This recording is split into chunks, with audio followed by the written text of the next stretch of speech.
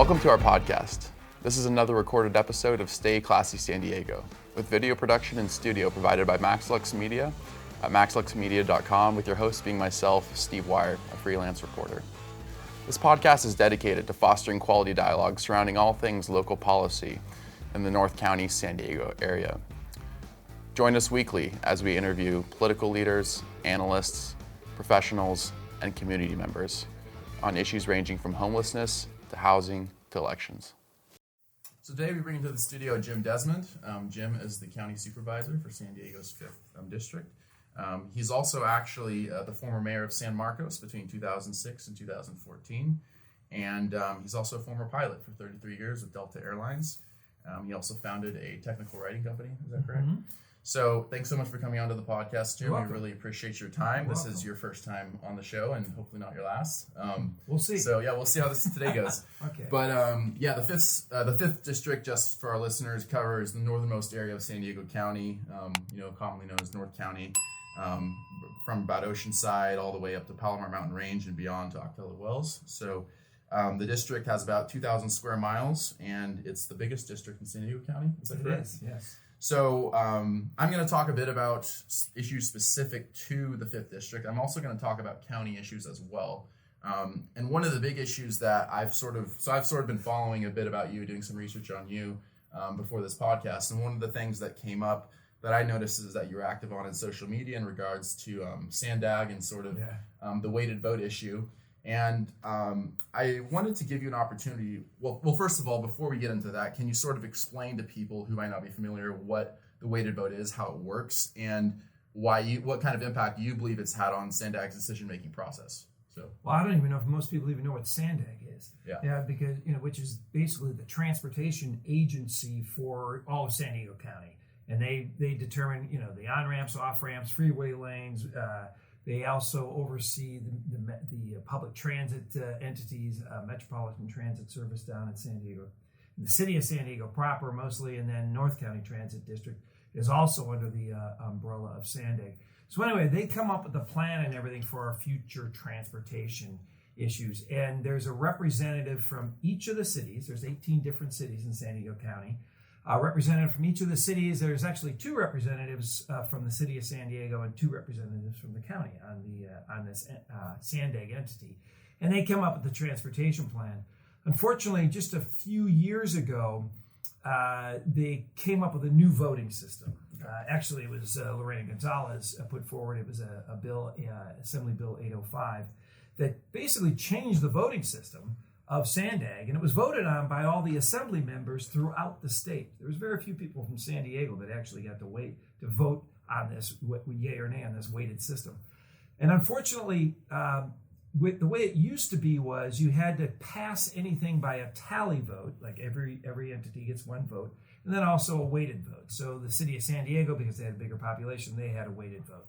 So you had to basically, it made you compromise. It made you work together to have both a tallied vote and a weighted vote to get things passed. Well, what changed, and Assembly Bill 805 changed, was that now the weighted vote can supersede the tally vote. So you could have, out of the 19 entities that vote on SANDAG, you could have something that fails by 15-4. Well, those 4 now having potentially the highest weighted vote could flip the whole thing back on the other 15 and say, no, we're going to do it this way. So the weighted vote, really what it does is gives a communities, the city of San Diego being one, and then maybe the city of Chula Vista, the power to have 50% of the vote. And they then decide what all the transportation system is throughout the San Diego County and who's going to get taxed, which basically all of it will be taxed. So really what the weighted vote did was disenfranchise the smaller cities, North County in particular, and it disenfranchised many of the communities that are represented on SANDAG. And so that's kind of the crux, and as you see, that was kind of the beginning of the unraveling of SANDAG and why it's kind of a dysfunctional entity at this point in time. You got people walking out from meetings. And so this really... Instead, the weighted vote, being superseding the tally vote now has, just produced almost an unworkable and untenable situation for the county to agree and move forward on any transportation plan. Yeah, I mean, well, that took a while, but sorry. No, that's great. I mean, is there any effort right now? Is there any pushback against that system, or is that kind of the way the way it is, and there's nothing we can do to change it? Well, my understanding was supposed to be this last Friday there was a friendly amendment brought forward to say, hey, we realize the weighted vote is here, and we realize that the state implemented this upon us, so we really can't change it. But how about, it's more maybe a gentleman's or gentleperson's agreement these days, that we just agree not to use it, or only, you use it in case of fire, an emergency, but it seems to be used quite often. And unfortunately, for somebody to drive down there from San Marcos or Oceanside or something like that, an hour down there, an hour back, and then you find out your vote doesn't count anyway, is really kind of frustrating. And so there has been a push for sort of a compromise, but unfortunately, it keeps getting pushed back and pushed back. It was supposed to be heard in the beginning of January, then it was going to be heard in the end of January, and now it's going to be heard during some retreat, which is later in the year. So sure. There's some effort, but not nothing's materialized yet. Sure. Earlier, you said that SANDAG is sort of gaining a reputation as a dysfunctional entity. Can you kind of elaborate on that? Well, the fact that there's fights now over this mileage tax. Yeah. And then there's the fact that entities are walking out of meetings. Like as soon as the weighted vote was called, I think a couple meetings ago, 9 of the 19 or 18 people that were seated there just got up and left and said, if my vote doesn't count, what am I doing here? Yeah. And so that has kind of brought the dysfunctionality, and I think a lot of people are frustrated and don't understand this mileage tax and all the other taxes that SANDAG's trying to implement upon us, basically trying to change behavior instead of enhancing and making better and safer what we have. Sure. Well, I want to talk about that for a minute in terms of what you talked about in terms of SANDAG trying to incentivize this change in behavior, because sometime last week, I can't remember the specific day, but you actually got some attention for tweeting at Elon Musk over this same issue. You said, quote, "Elon Musk, can we get some help from you on a realistic transportation plan instead of the plan we have now in which they want to tax us out of our cars? Would love for San Diego to invest in the future of transportation and technology." And there's a philosophical component of this, which is the direction of transit in the county as a whole. And you have been pretty outspoken in that you don't agree with this effort, as you put it, to sort of push people out of their cars, to push people back towards public transit. SANDAG's regional transportation plan, which was approved in December of 2021, allocated essentially around $170 billion towards investing in more traditionally mass transit options, fixed rail, bus lines, that sort of thing. You seem pretty determined to sort of push back in the other direction and say, hey, look, like people want their cars, people like their cars, people want to keep driving their cars. Let's adjust to that instead of moving in the other direction. So can you sort of just talk about this philosophical disagreement you have with a lot of San Diego County officials and with SANDAG in particular? Well, right now, about 3% of the population in San Diego County rides public transportation. Yeah. And the goal of SANDAG in their 2021 plan is to get us to 10% of the people riding public transportation. That leaves 90% of the rest of us still on the roads. Also as part of that plan was no footprint of any freeway shall be increased or enhanced in this plan. So, and even in the financing plan, it directly states we want to, if you tax people or you charge a fee for mileage, you're going to, adjust behavior. Yes, you are going to adjust behavior, but to me, it's, people are just going to have to succumb to public transportation as opposed to maybe want to be there. I'm not anti-public transportation. We need it. We absolutely do. There's certain sectors of our society and economy that have to have it. That's fine, but I want a balance. I want a balanced plan. And I'm not asking for the world, and I've even mentioned to the new chair, our Supervisor Vargas. She's our chair of the board at the county, and also now of SANDAG. And I said, look, I'm just asking for a regional transportation plan that's fair, that kind of spreads the money around, as opposed to this $170 billion project. Almost well over 95% of the money all goes to public transit only, or public transportation. And I can tell you the previous SANDAG transportation plan, it was passed, it was put before the voters in 2004.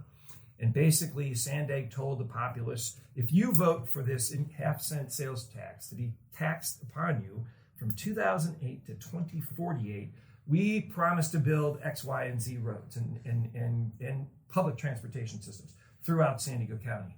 It passed. They got the 2/3 vote, which is a tough margin to beat, but they are to reach. They got the 2/3 vote, and out of that, projects that was in. I'm sorry. Let me back up a little bit. Sure. But in that plan that was passed in 2004 with the funding structure, there was several roads and public transportation projects. Okay.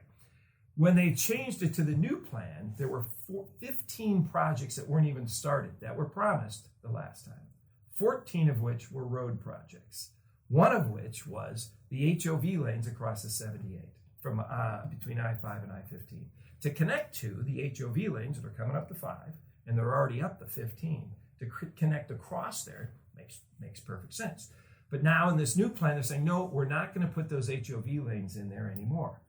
Well, to the people in North County, who I represent, are paying that half-cent sales tax until 2048, and we'll never see that project.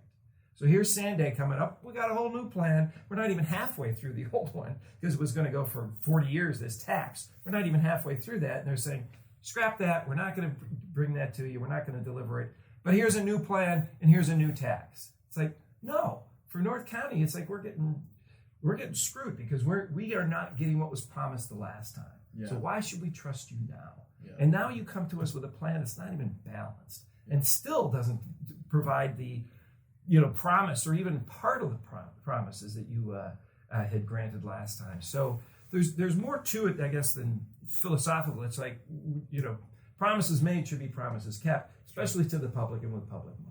Sure. And so that's I guess, part of the angst that I feel North County is getting hosed in this deal, and they are continuing to.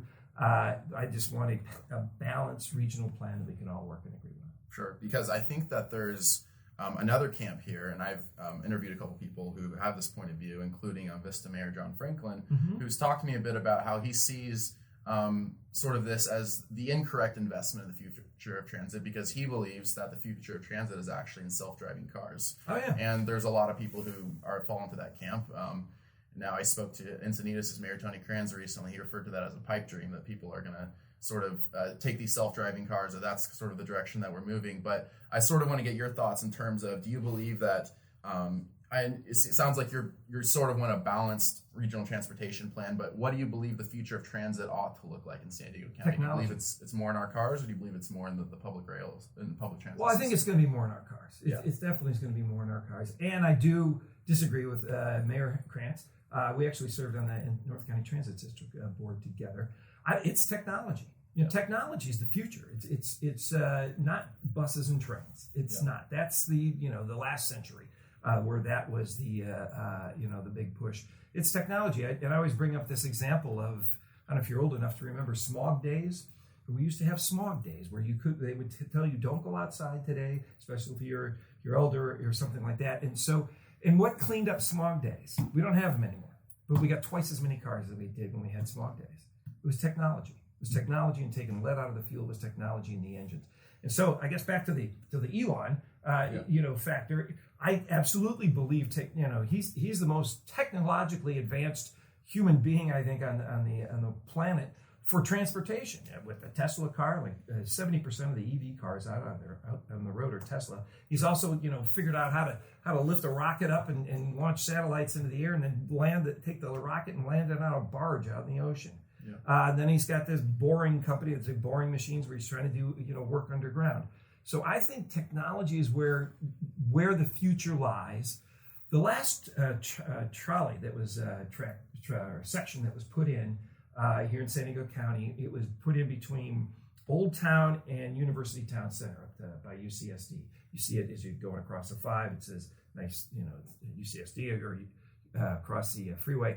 But they just put that in, that section of trolley. It was approved in 1989. It opened in 2021. 32 years it took for that one lane of trolley, or one line of trolley extension took 32 years. And SANDAG's plans to put this all over the county, these types of trolley systems. In 32 years, technology is going to change 10 times over. So that's why I reached out to Elon and said, hey, can you help us out? Because I do think technology is a way to go. I was a pilot for Delta Airlines for over 34 years, and we used to fly routes over to Europe. It's very crowded airspace between New York and Paris, or East Coast to Europe. And we would used to have, if your aircraft had X, Y, and Z technology, you got to fly in these certain lanes or certain airways. And in those airways, you were closer to than you normally might otherwise be, still safe, to other aircraft in front and behind you, and other aircraft above and below. Because you had this technology where the aircraft were talking to each other and had the capability of avoiding each other if necessary on their own. I think I envision technology lanes on the freeway. Mm-hmm. If you've got X, Y, and Z technology in your car and it's autonomous, you go in that lane. You let go of the wheel, boom, it takes you, and maybe the last couple miles it kicks you out, and then you're back into the other maybe normal type lanes. I think that's our future, something to that effect, and I think that would more efficiently utilize the current freeway lanes that we have. So I've been pushing, let's enhance what people are already doing.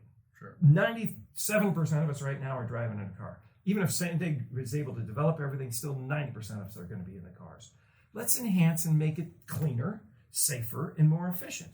So if there are autonomous vehicles or electric vehicles, that'll be cleaner. Make them safer. Take the human being out of the equation, because we're the weak link when it comes to vehicles and crashes and things like that, and make it more efficient, so we can get more cars maybe on the freeways and on the roads, driving themselves and acting more efficiently. You could even take it to where the cars are talking to the infrastructure of the roads. Imagine an intersection, no street light, no traffic light. The cars, it's sort of like a slow, maybe a ballet or something like that, where cars are they're talking to each other, and they're getting through traffic. They're not hitting each other or bumping into each other. But the technology, I think, exists and can be there. Let's look, that's the future, not trying to cram as many people as we can and tax them into buses and trains. Sure.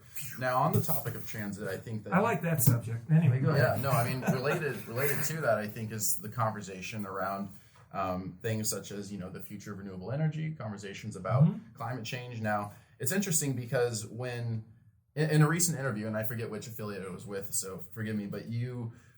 were being interviewed about the issue, and you referred to climate change as, quote, the new religion. Correct me if I'm wrong.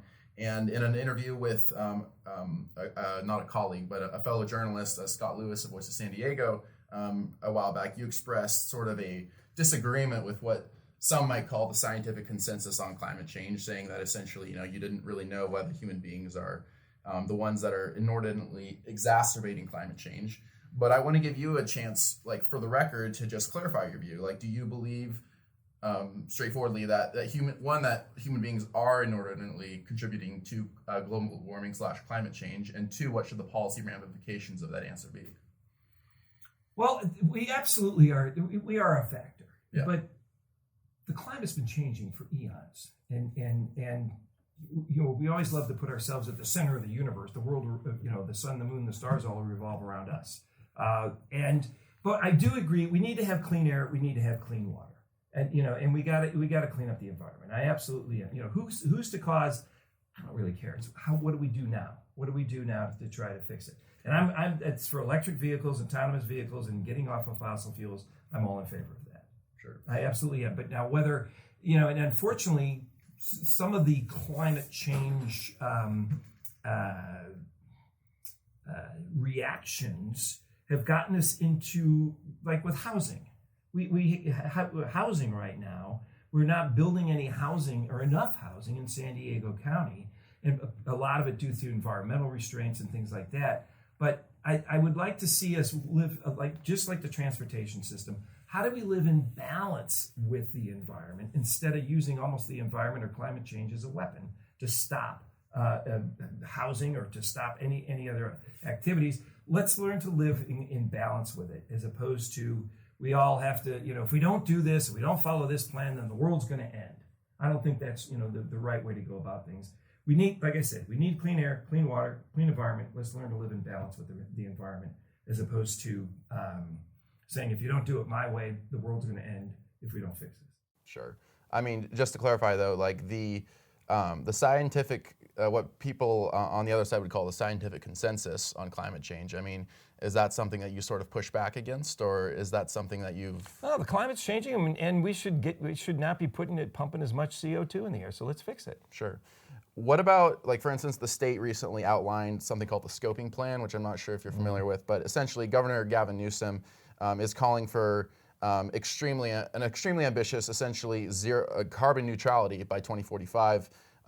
He wants to slash greenhouse gas emissions by 85%, cut oil usage by 94%, and that's about 20 years away. So the idea that I'm trying to get at here is, like, with the state's climate goals, with sort of the direction that San Diego County is heading, that the state's heading, are those the kinds of goals that you think you can get on board with, or are you sort of pushing back in the other direction? Well,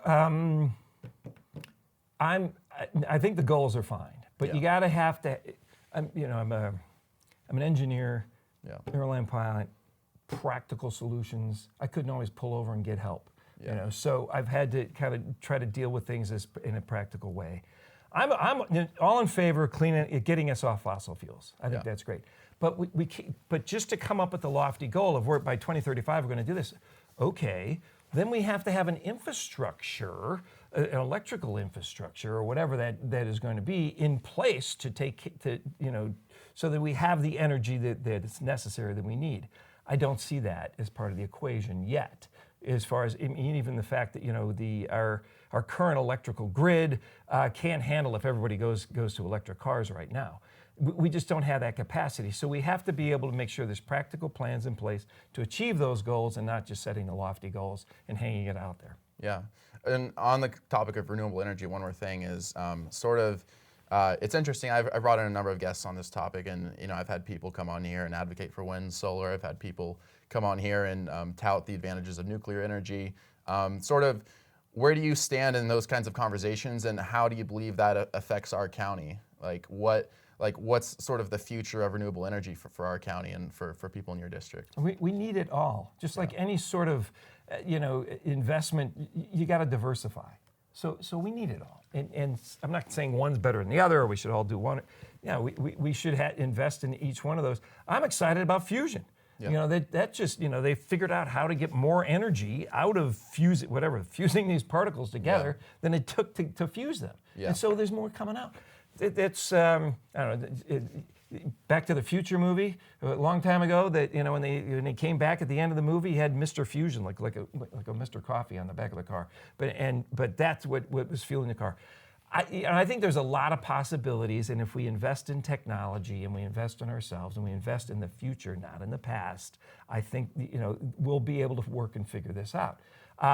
So I think we should do it all as best we can, but some are going to be more reliable and better. But fusion, I think, in the next decade or so, I'm hoping, crossing my fingers, that will be an option. For vehicles or some type of cleaner energy. Nuclear now it's unfortunate that we don't have a place to store. It's Congress's fault we don't have a place to store spent nuclear fuel. Right now we're storing a whole bunch of it at San Onofre. It wasn't built to store spent nuclear fuel. Nuclear is cleaner, but not with the waste is not clean at all, and it lasts for thousands of years. And so I think we got to figure that mess out before we go too far into the nuclear realm as to what we do actually with the waste, because they still haven't been able to find a place to store this or get rid of this spent nuclear fuel. So I'm hoping, technology has saved us in the past, and the more we invest in technology, and more we invest in education, and the more we invest in ourselves, I think we got an opportunity to come through this. Sure. I mean, and I'll just make one more comment on this topic before we move on, but it's just the reason I brought up the whole climate change subject is, like, if you do just even cursory Google searches about yourself on the internet, one of the big things that comes up even on your Wikipedia page, for instance, is that Supervisor Jim Desmond denies the scientific consensus on climate change. But what I'm getting from you is more of like, let's strike a balance when it comes to policy solutions such as housing. On let's take a balanced approach to building how much housing that we need to cover, for instance, to work towards the homelessness crisis versus environmental concerns. And so for you, it's more of like, let's balance the policy priorities, and it's less about, denying, say, the scientific consensus on climate change. Is that sort of a correct assessment of where you're coming from? Or? Yeah, let's figure out how to get through it instead of pointing fingers at each other and say, well, this is bad, or this is wrong, or you deny this and you don't do. It's like, okay, how do we fix it? Sure. That's, the engineer in me says, how do we fix this and make it better? And we're, not always going to agree on everything all the time, but like I said, unfortunately, the environment and the climate has been weaponized to get across political agendas instead of getting to solutions. Sure. I want to talk about homelessness because I think it'd be remiss if we didn't. Yeah. It's a countywide issue. Certain communities. So the point-in-time count was released last year, and the results were pretty devastating for certain communities. I mean, the city I cover mostly, Encinitas, for instance, showed that homelessness had risen by about 74% since 2020. Now, I know that's not in your district, and the cities in your district were affected differently, but about countywide, it was about a 10% increase that we know of. And there's been a lot. In advance of this interview, I got several comments from people who were sort of saying, well, does Supervisor Desmond believe that these numbers are even accurate? Because there's some arguments out there that the numbers are actually worse than we believe them to be. I think they are. But what I'm curious is, on this conversation of homelessness, there's sort of two general camps that we like to talk about. One, which is that homelessness is sort of purely an issue of housing affordability, of needing to build more housing, and the other being that homelessness has to do with more underlying factors, mental illness, drug abuse, substance abuse, that sort of thing. And then, of course, there's people who believe that both are sort of equally there. But I sort of want to get a sense of where you fit into this conversation and sort of explaining why you believe, what policy solutions you're in support of in light of that belief. Well, no surprise. I'm not in either camp. I'm kind of in both camps. It is mental health issues, and then there is a lack of housing. I mean, so we need to work on both. But I can tell you what I've done in North County is primarily focus on mental health and mental health solutions. Yeah. And so, because everybody, and that's, it affects not only homelessness, but the amount of suicides that we've had increases here lately, jail deaths. A lot. Mental health is been dropped almost, from our society. We don't have mental health services, and so what I did in North County is we opened up 3 crisis stabilization units, and it's a kind of a perfunctory term, but basically it's a place that's open 24 hours a day, 7 days a week, and it's a place where people can take, family members can take other family members when they have questions about mental health, or where can they go get help for mental health. If they're in a mental health crisis, they can help them get stabilized. They can help them find resources and things like that. It's also a place where the police can bring, they call them 5150s. This is somebody having a mental health crisis out in the streets, and they have a place to take them and hold them. So we put 3 of these up, and this is so that people have a site to get mental health treatment. We didn't have anything in North County. And now in San Diego County, we only have 6 of them. 3 of them are in my district that I push for. And we just recently opened up the one about a year and a half ago in Vista, and then another one in Oceanside. And then we enhanced the one that was actually in Escondido. So we put those in. I also got $20 million for Tri-City Hospital, because right before I came into office, they had closed their psychiatric beds, or their psychiatric ward, primarily because of building and structural issues. And so we were at a loss in North County of psychiatric beds. And so I got the money for that. Unfortunately, they haven't been built yet. We broke ground about a few months back to try to get more psychiatric beds in North County. And then I helped out with Summer Steffen, our district attorney. She created, it was mostly her push, but I kind of helped her here in North County to get it in place. It's called One Safe Place. And it's a place in San Marcos that this is a place where people that are victims of domestic violence or child abuse or senior abuse or sex trafficked, and they want a place to come and get help. Sure. So we opened that up in San Marcos, also on the 78 corridor. So I've been focusing mostly on the mental health issue. Yeah. And now I definitely want, in my next term, and I've already been discussing this, I don't have the answers yet, but how do we get people that are homeless into help? Because right now they can refuse help, and they don't have to. How do we get them into the help they need? I don't want just a shelter.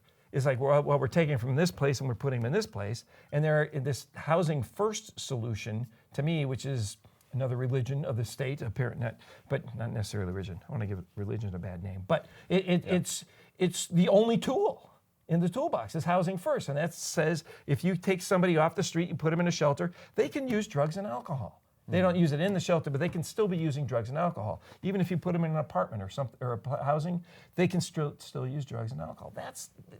We're spinning our wheels. We should be able to get people into treatment and get them into the care that they need, as opposed to just letting them stay on the streets or putting them in another shelter. I really want to keep emphasizing the mental health issue.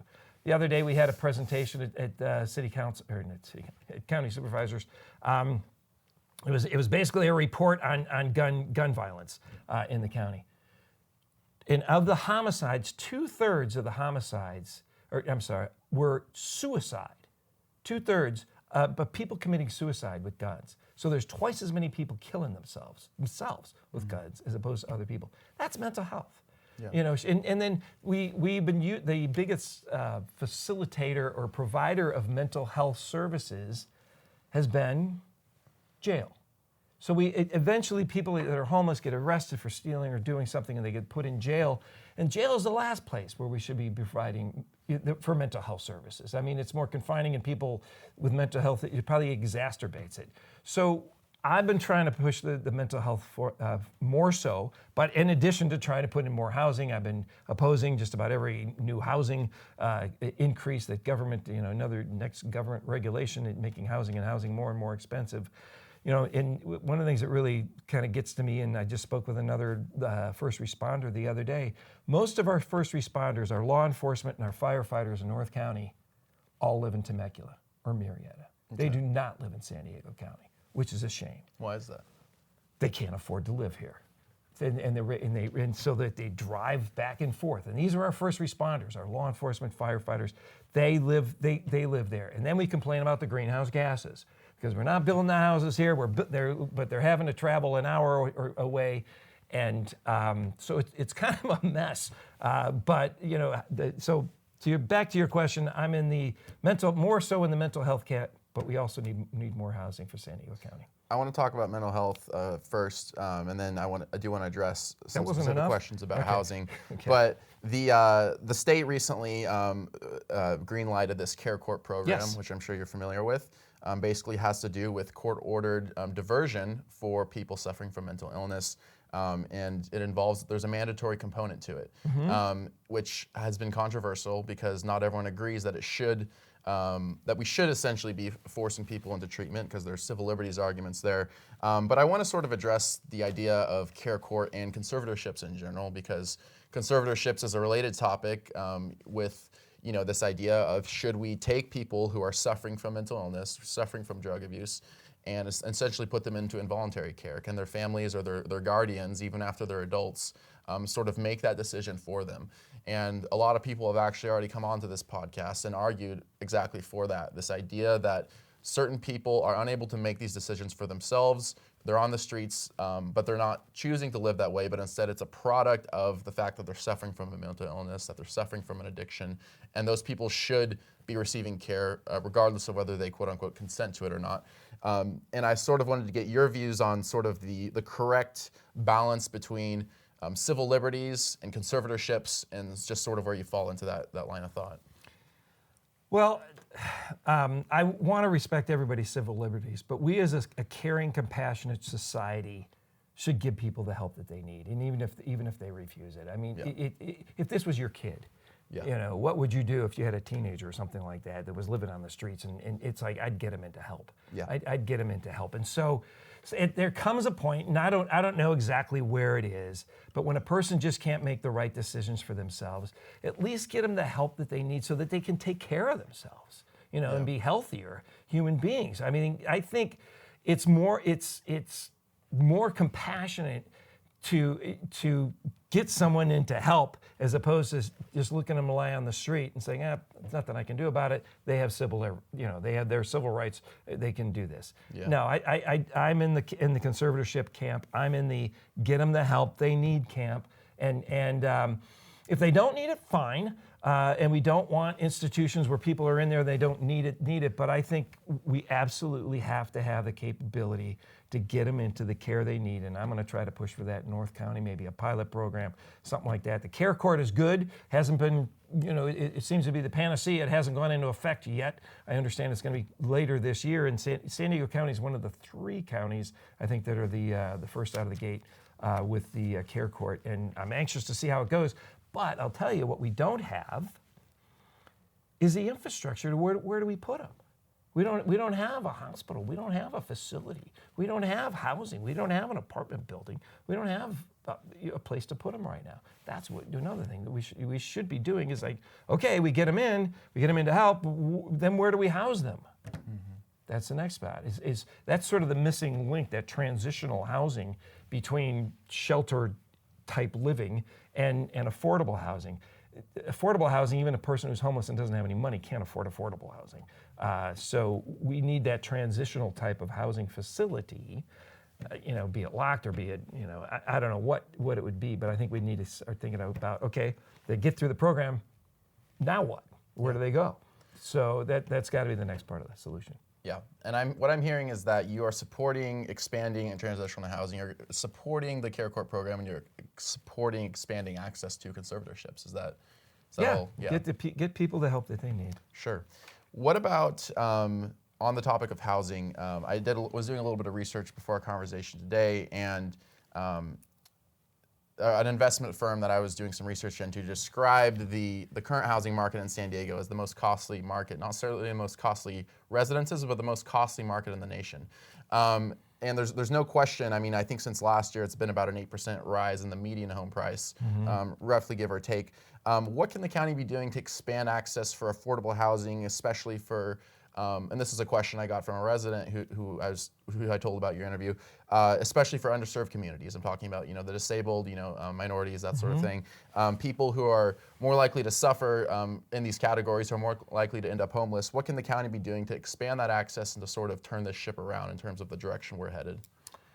Well, several things, but particularly building more housing and allowing it to happen. Unfortunately, we just recently, and I was in the minority on this, shut down a vast majority of the housing that can be built in the unincorporated areas east of the 15. We used to have about 50,000 potential lots out there. Now it's down to 5,000 due to this new vehicle miles traveled edict that came from the state. So the line of thinking is, well, let's only new housing right next to transit opportunities. Well, that housing is is even more expensive than what we already have. And next to it, especially if you think the coaster, from Oceanside down to downtown, Carlsbad and Encinitas and Solana Beach and Del Mar, trying to put housing right there along those rail stops is going to be astronomical in cost. One of the things that I'm doing is I'm focusing on, unfortunately, the next batch of potential homelessness are seniors. Mm-hmm. And so what I've been able to do, and we just started at recently in Fallbrook for a 54-unit senior affordable housing complex there. I'm looking at another 200-unit affordable housing complex for seniors in the city of Escondido. And so what we're trying to do is make sure the next batch of potentially homeless people, particularly with the cost of housing, cost of living, cost of food and everything else here lately, for seniors, they're unfortunately our next batch. So that's, in my short term, that's who I'm focusing on right now, is making sure that we have affordable housing for seniors so they're not the next out on the street and homeless. Sure, absolutely. Any more comments on housing? There's one more thing I wanted to ask you. No, I'm good. I I feel like we'd be remiss if we didn't talk about something that's related to homelessness, to housing, but that is sort of the level of crime countywide. SANDAG came out with a report last year showing that crime had been up since 2021. Now it does vary by city. Certain cities are doing better than others. And your district is probably doing differently than some of the more southern districts, for instance, or some of the more central districts. North County has its own particular set of dynamics. But in general, we have a new sheriff. We sort of have a new, a new approach then as well philosophically to the issue of crime. And I'm curious to know, like, sort of where you see us moving in a positive direction, a negative direction, and sort of how, as a supervisor and as a county official, how you see yourself involved in those solutions. Well, I wish I had this simple, easy answer on that one, but I don't. It is. Crime has been going up quite a bit here, unfortunately. Part of which was, there's a couple of propositions that got passed Prop 47, which allowed, shoplifting up to $900 or $950 a day, or I'm sorry, per occurrence, could be a couple times a day, that and the fact that shoplifting up to that amount is only a misdemeanor. And a lot of things have been downgraded to misdemeanors. Stealing a car. As long as you didn't harm somebody or physically harm somebody, you could be back on the street in a couple hours after stealing a car and things like that. So we've almost emboldened, some of the the criminals out there. I talked with an Oceanside police officer just recently. He said he picked up somebody that had been arrested, almost 100 times on different offenses, and he was let back out on the streets. I think we have to toughen up. We got to start enforcing more of our laws, or change some of these laws so that there's consequences. Because I had the chief of Oceanside, the chief of police, visit my office with his number 2, and he says, "Look, you're endangering by not prosecuting some of these criminals. We're endangering his officers because." His officers, when they, if they just yesterday arrested you, all right, and now you're back out, it's like, you're emboldened to just refuse, whatever the officer is telling you, is because you're going to get back out again, and so I think we need to tighten up on some of our laws and get back to prosecuting criminals and putting criminals away, not people with mental health issues away, sure. and making sure that there's consequences, because right now we've emboldened people to commit crimes. One of the areas that on law enforcement that I've been fighting in North County, but it's been prevalent throughout the county, is placement of sexually violent predators within our neighborhoods. These monsters, in my opinion, have done their time, and then they're deemed okay. They can go out and go back into the community, but the taxpayers are paying for their housing, paying for their food, paying for their supervision, and they're back into our communities and our neighborhoods. And I don't think any neighborhood and anybody should have to put up with that. These people that are not just sexual predators, sexually violent predators. That means these guys have a disease, and they are like deemed or they're diagnosed that they can do this again. And yet they did their time. They're being placed back in our neighborhoods, and that's something I'm going to continue to fight. I'm going to continue to support the police too in their efforts. I know there's been instances where the police have overstepped, and unfortunately killed people. But I do, supporting our police and our law enforcement.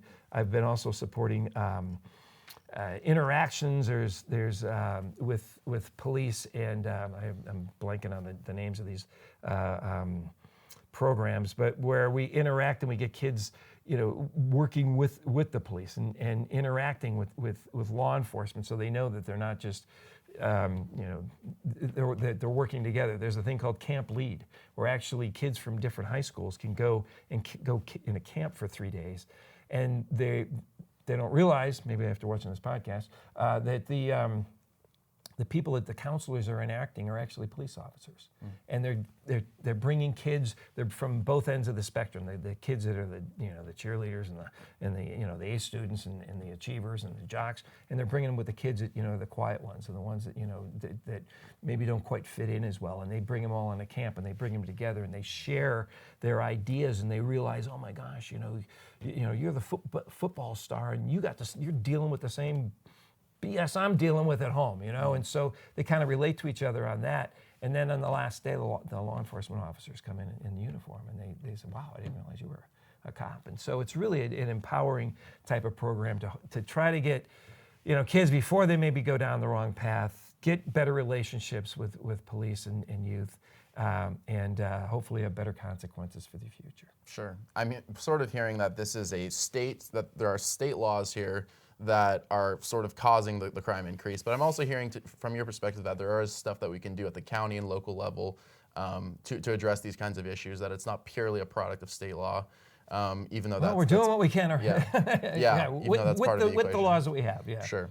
One last thing on this is a couple people in advance of this interview wanted me to ask you about the rising number of jail deaths. Yeah. And certainly a good question too for the new sheriff. What do you think the county can do about that, if anything? Get people that have mental health issues into mental health facilities instead of jails. Because right now, our law enforcement officers are trained to deal with criminals. They're not mental health professionals. And like I said earlier, our jails are the number one place in San Diego County where you're going to get mental health services right now, which is terrible. And so we need to get people that have mental health issues, not put them in jail, but give them the care and the love that they need outside of a jail environment, and not put them there in the first place if we can avoid doing that. Because you get somebody that's been on the street, they've been using drugs, and they got mental health issues, and all of a sudden you put them in I don't know what the size is, but a 6x6 cell. They're going to go nuts, even beyond, have more anxiety, more problems. And that's, unfortunately, a lot of our suicides come from people that have mental health issues that shouldn't be in jail. But that's the system that we have today because we don't have the facilities for mental health enough. So I'm working on that, and thank you for having me here today. Absolutely. Thank you so much for coming on. All right. Appreciate your time. All right, Steve. This has been another recorded episode of Stay Classy San Diego with your host, Steve Wire. Thanks again to our sponsor, MaxLux Media at maxluxmedia.com. And thanks to all of our listeners for tuning to the show. See you next time. Stay classy, San Diego.